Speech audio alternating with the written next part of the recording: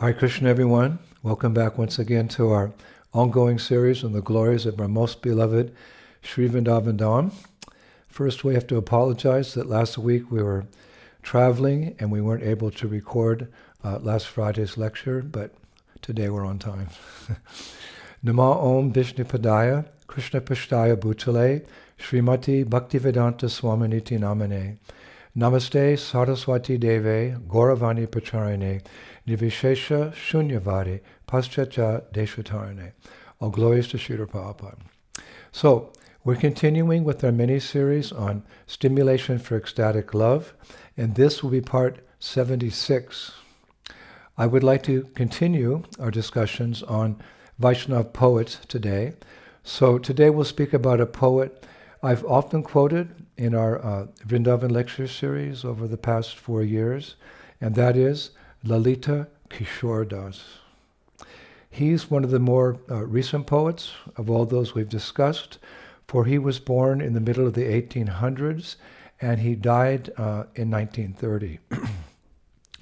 I found him of particular interest because he was born in a royal family, but eventually he left everything behind to become a simple sadhu in Vrindavan and simply write poetry about Radha and Krishna. He was born into a royal family in Lucknow, which is actually not that far from Vrindavan. And at birth, his parents gave him the name Shah Kundan Lal, Shah Kundan Lal. And he had a brother named Shah Fundhana Lal. They were very close.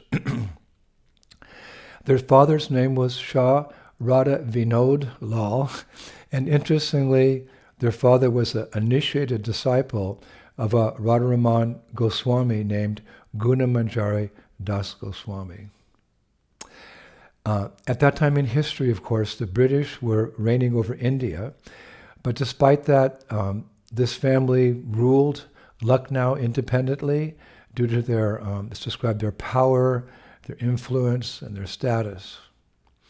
And seeing their mother and father worshipping Radharamanji from a distance, in Vrindavan, and their guru, with so much devotion, love and respect, Shah Kundan Lal and Shah Fundhana Lal also started developing loving sentiments towards the Lord, which inspired both of them to start writing poems about the pastimes of the Lord in Vrindavan at a very young age.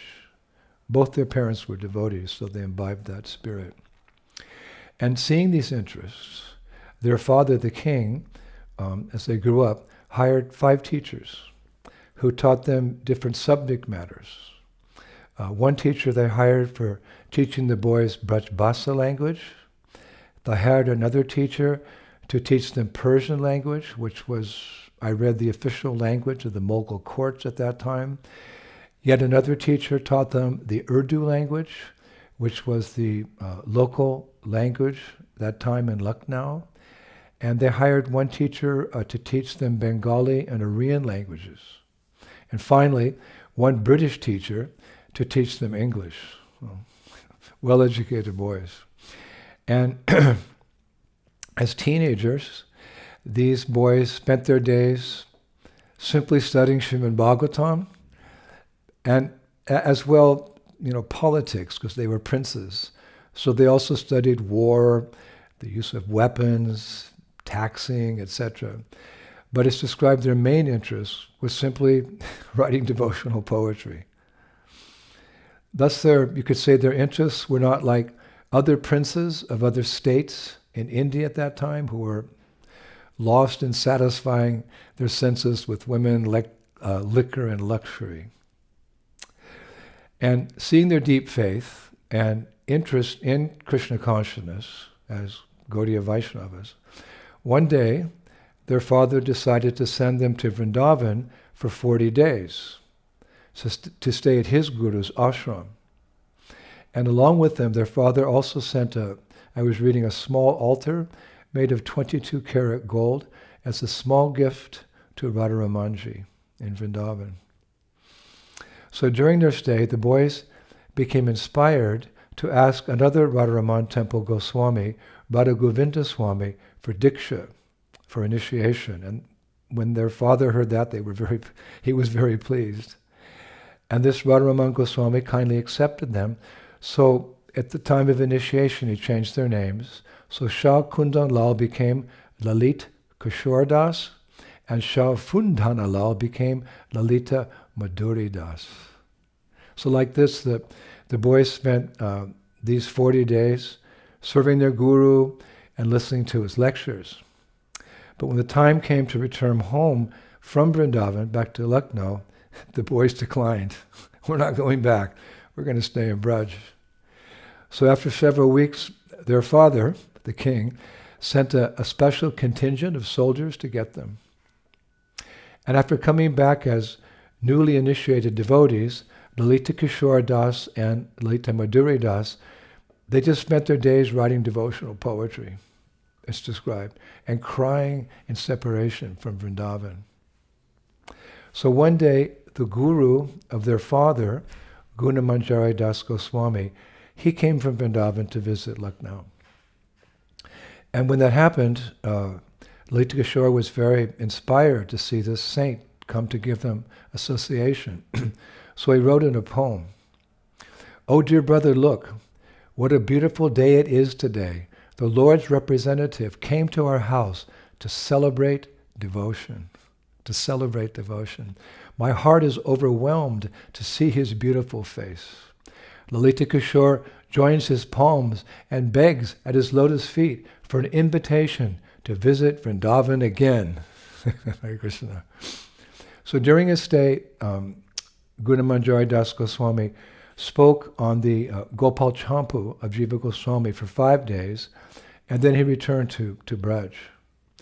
And this visit left another very deep impression on Lalita Kishore, simply increasing his mood of separation from Vrindavan.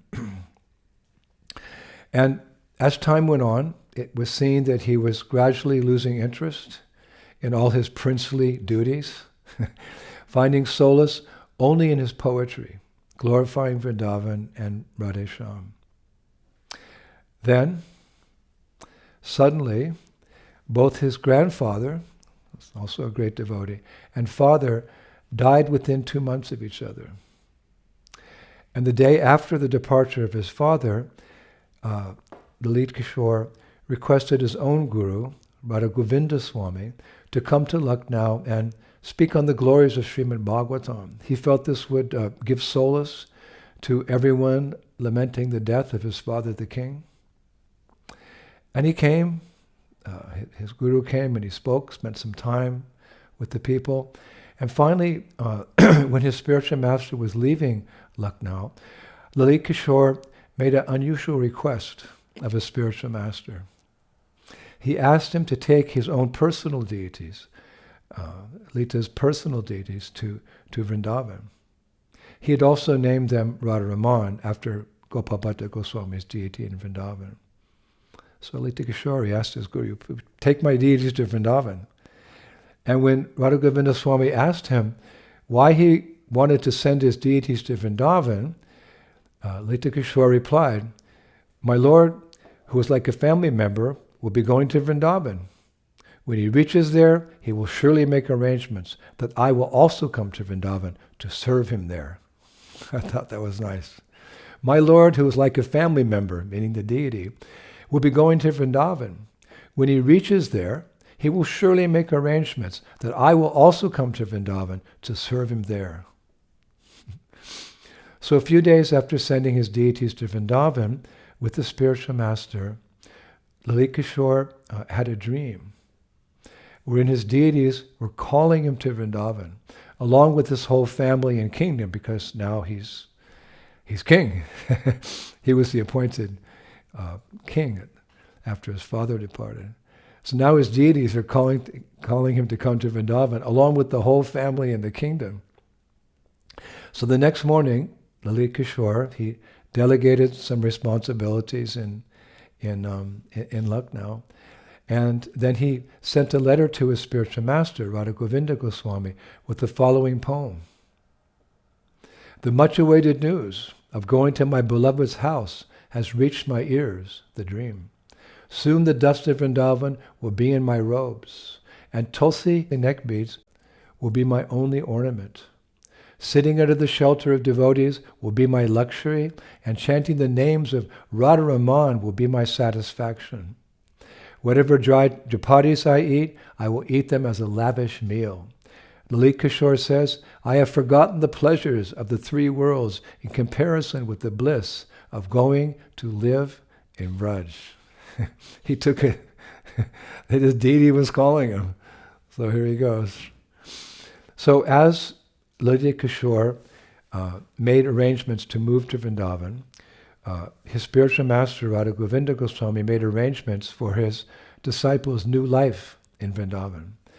But that was going to be no easy task. For although Lalit Kishore himself was aspiring to live a simple life as a sadhu in Braj, he wasn't taking sannyas, and he still had the responsibility of his family and his subjects. Many of them with him now and to come to him in Vrindavan, and those who stayed in Lucknow. So on an auspicious day, he left Lucknow along with his family and 4,040 servants and ministers, etc., and a large army of hundreds of chariots filled with his kingdom's treasures. In the meantime, Radha Govinda Goswami arranged for more than 3,000 tents on the banks of the Jamuna for Lalit Kishore's servants and army. And when this grand caravan arrived in Vrindavan, Lalit Kishore with his family, including his son, whose name was Shah Kamal Kishore, and his brother, Lalita Madhuri, they moved into a very small haveli, it means like a little home, right in front of Radha Gokulananda's temple. That place is presently known as Patni Mala Kunj. I looked it up on a map of Vrindavan. And wanting to contribute to the glory of Vrindavan, very soon Lalit Kishore began the construction of a large temple near Nidhivan in Vrindavan, on which he spent almost 70 lakhs of gold coins. Now, that's equivalent to many millions of dollars today. And that temple took 8 long years to complete. Building was going on, I was reading day and night. That temple still exists, and it's famous today as the Saji Temple.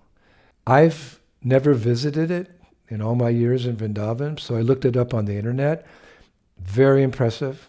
So I plan to take devotees there during our next Kartik Parikrama. A magnificent temple. It's described the walls of the temple are decorated with mosaics depicting Krishna's pastimes. And interestingly, many British attendants are depicted standing with joined palms and saluting the altar. And in the entrance, there are many statues of Gandharvas from Shvargaloka.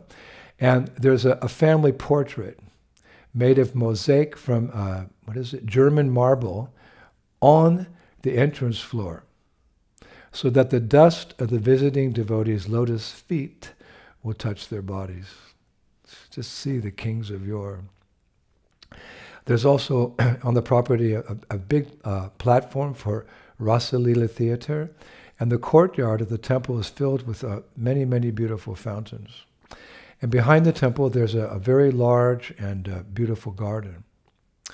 Also, as reading, one of the gates in and out of the temple opens directly onto a ghat on the Jamuna River.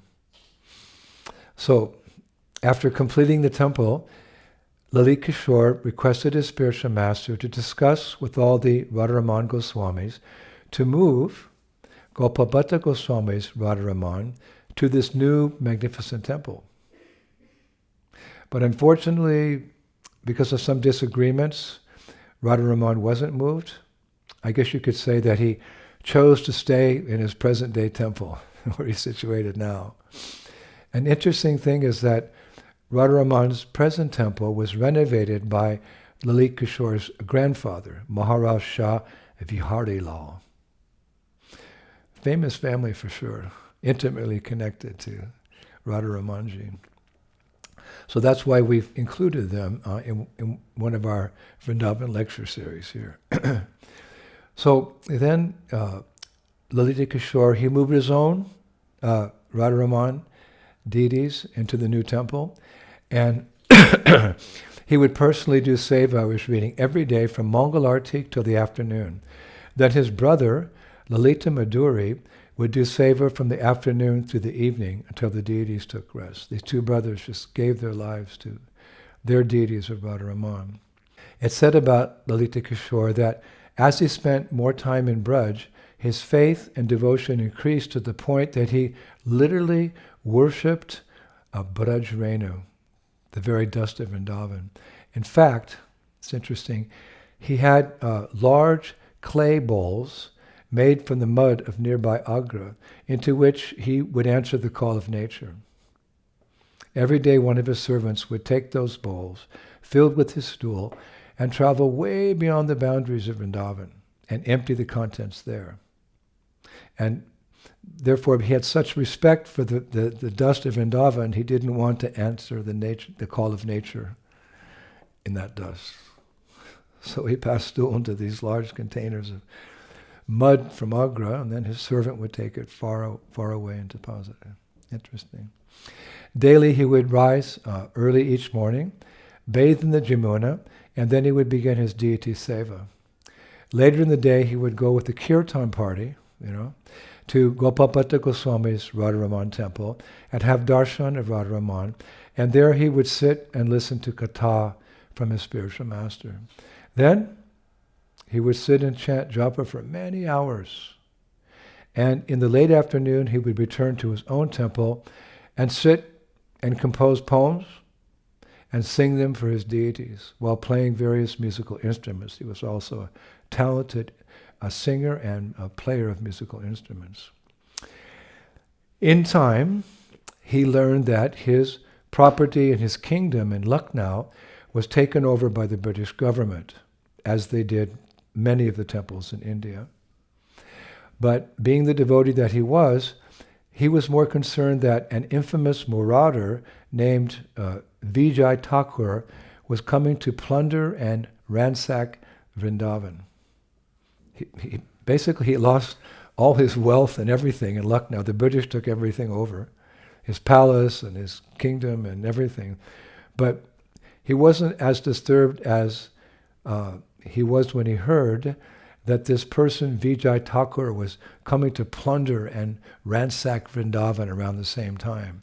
Now he's reading this. Vijay Thakur was a powerful person. He was known for standing up and fighting even the British. Very powerful at that time. This marauder, this dacoit, he actually even killed a number of British officials and officers.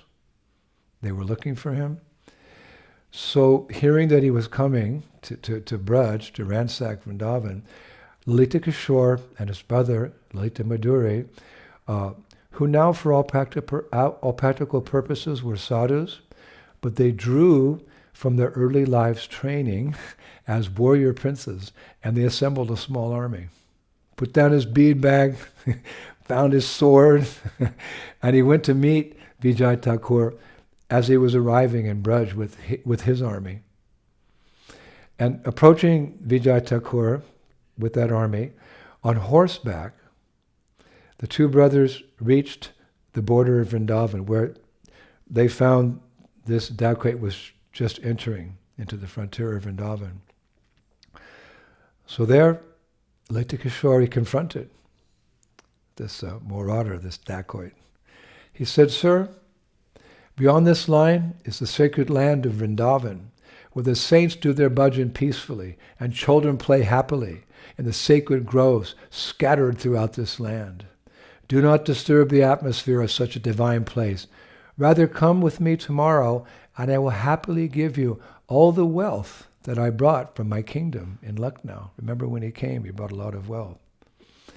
So at that point, it's described, Vijay Thakur, he sneered, because he was looking forward to getting such wealth after a bloody battle. But anyway, he said, "Okay, I agree." So Lalita Kishore said, "O Thakur, I have heard that you have not eaten anything for the last 3 days due to traveling here. You haven't taken anything to eat on your voyage here. So let me feed you and your party delicious food with my own hand. So Vijay Thakur agreed. So returning to his temple, Lalita Kishore himself started preparing this food for Vijay Thakur and his men. And at one point, Lalita Kishore's wife asked him, Prabhu, why are you doing this? Why are you making a poisonous snake your pet? Why are you making a poisonous snake your pet? So Lalita Kishore, he smiled and he said to her, my dear wife, please believe in the power of the Mahaprasadam of our beloved deities.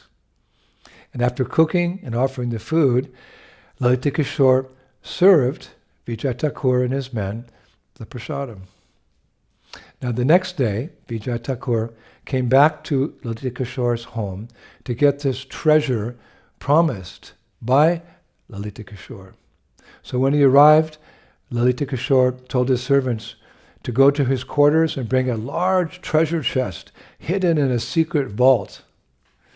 And when this treasure chest arrived, Lalita Kishore told Vijay Thakur to open the chest. And when Vijay Thakur did so, he was shocked to find only a very beautiful painting of Gopalbhatta Goswami's Radharaman deity, a beautiful painting, and a ball of Vrindavan dust that had been made mixing the Abhishek water of Radharaman with the dust of Vrindavan and then dried as a ball, which it's described Lalita Kishore used to lick every day before breakfast. And as Vijay Thakur stared in disbelief at these two articles, Lalita Kishore said humbly, it's described with tears in his eyes, I have only these treasures in my life. Please take it all, Thakur. This was his treasure. So overwhelmed by this experience, associating with this saintly king, you could say, this sadhu, and coming in contact with this ball of Brajrenu mixed with the Abhishek water of Radharaman, Vijay Thakur had a change of heart. He started crying. And getting down on his knees, he begged Lalita Kishore for forgiveness. So Lalita Kishore said, Vijay Thakur, I promised you. So now you must take this painting and the ball of Charnamrita and Brajrenu. Take shelter of these treasures and keep eating the prasad of the Lord, for that alone is what has changed your mind and purified your heart. The prasad of the deity. It sounds incredible, but we should never think that the glories of the Lord are some type of exaggeration. No, that's an offense. This is all history. Hare Krishna. So, Vijay Thakur was satisfied. He took the painting and the ball of dust. He was satisfied. Now, after a few days, an arrest warrant for Lalita Kishore was issued by the British court in Mathura. Why? Because he gave shelter to Vijay Thakur, who the British were looking for. So Lalita Kishore was arrested by British constables and thrown in a jail in Mathura. He had to stay there, I think, for a couple of months. And on the day of his hearing in the Mathura district court, tens of thousands of people filled the streets of Mathura in front of the courthouse in support of Lalita Kishore. It's described raising their hands and arms up to the sky. They loudly and repeatedly chanted the Hare Krishna Maha Mantra. And it said that at that kirtan, as that kirtan filled the streets and alleys of Mathura, it reverberated in the walls and pillars of the court. And as the trial began, the British magistrate asked Lalita Kishore, Shah Kundan Lal, a.k.a. Lalita Kishore, said, tell the court, do you know Vijay Thakur? So Lalita Kishore replied, yes, I do, my lord. The magistrate then asked, do you know that he is an enemy of the British government? And Lalita Kishore replied, yes, I do, my lord.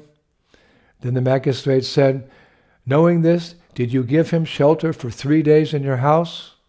And Lalita Kishore replied, "Yes, I did, my lord."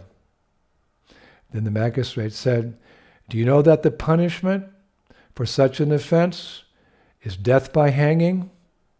And Lalita Kishore said, "Yes, I do, my lord. And if you feel that feeding a hungry man is a sin, then give me punishment. And if you think making an invader peacefully leave Vrindavan village is a sin, then give me punishment. And if you deem that making him a devotee of the Lord is a sin, then give me punishment. I am ready to accept your punishment of death." "But sir, I heard that the British government asks a condemned person if they have a last wish before putting them to death for their sins. Please ask me then, what is my last wish?" So the magistrate looked into Lalita Kishore's eyes and he said, "Criminal, what is your last wish?" So Lalita Kishore paused and then he said very slowly, "Sir, my last wish is that for the sins you mentioned, I be put to death in Sri Vrindavan Dham, in the midst of devotees, throwing Braja's dust all over my body, while I am dancing in kirtan. Sir, this will be the greatest favor on the most sinful person you have ever met in your life." And then he broke out in a song. He composed in his mind a beautiful song. He sang, "People who are captured by the strong power of Krishna are not afraid of an arrest warrant from the government. People who are hit by the sharp arrows of Krishna are not afraid of bows and arrows. People who are pierced by the dagger-like eyes of Krishna are not afraid of guns. The poet Lalita Kishore sings, and people who have already died from love of separation do not fear worldly death. People who have already died from love in separation from Krishna do not fear worldly death." Hare Krishna. So when I listen to this, actually just see the power of this devotee. Tears started rolling down the British magistrate's face. And when Lalita Kishore finished, the magistrate, he paused and he said, "Dear Lalita Kishore, it is evident that you are a true follower of your God. So go back to your village now and never do such things again as you've been charged. All your charges are dismissed. You are free to go." And upon hearing this pronouncement, the crowds that were lining the streets of Mathura began cheering. It is said that that tumultuous roar could be heard throughout Vrindavan itself, which is some distance away. Then a huge procession of the people of Mathura escorted Lalita Kishore with a rousing kirtan back to Sri Vrindavan Dham. It's been described like a procession of a king returning home from winning a battle. Unfortunately, a few days later, Lalita Kishore's only son, Shah Kamal Kishore, he died in Vrindavan. So the day after that, Lalita Kishore began a big festival, but the festival was in honor of Radha and Krishna that continued for 46 days. So during that time, many people of Vrindavan came to him and said, "Lalita Kishore, your only son has died at a very young age, and here you are holding a festival of singing and dancing and theater and food for many days with Rasalila theater performances. If you do not feel sorry for the death of your son, then at least appreciate your wife's condition as she is suffering so much." To that, Lalita Kishore would reply, "My dear friends, my only son was a greater devotee than me, for he achieved the topmost goal of life before me. He reached Brajrena. He reached the dust of Braj." Unfortunately, several weeks later, Lalita Kishore's own health started to deteriorate. He was quite old. But he just smiled and said to the people, "I am now running as fast as possible to achieve the final stage of life, to return back home to Goloka Vrindavan." He described his bad health as running very fast back home, back to Godhead. So realizing that he was now on the verge of death, he officially took sannyas. He took sannyas and spent every moment of his waking time chanting Hare Krishna. It's described at that time in the cold weather in the month of Kartik. Then one day, he called his brother and asked him to build a small, bhajan kutir on the banks of the Jumuna, where he could peacefully and with fixed attention simply focus on chanting the names of Krishna. Hare Krishna, Krishna Krishna, Hare Hare, Hare Rama, Rama Rama, Hare Hare. So his brother, Lalita Madhuri, did as he requested, and then one day, Lalita Kishore, while gazing, it's described, at some beautiful paintings of Radharaman that were hung around this platform, like a little bhajan kutir, he started singing ecstatically. And news spread that he may soon leave his body. So many Brajabasis, they gathered there, and after a short time, while fully conscious and singing the glories of the Lord, Lalita Kishore left his body by his own desire. You could say leaving behind a legacy of a lifetime of devotional service. A king who became a sadhu.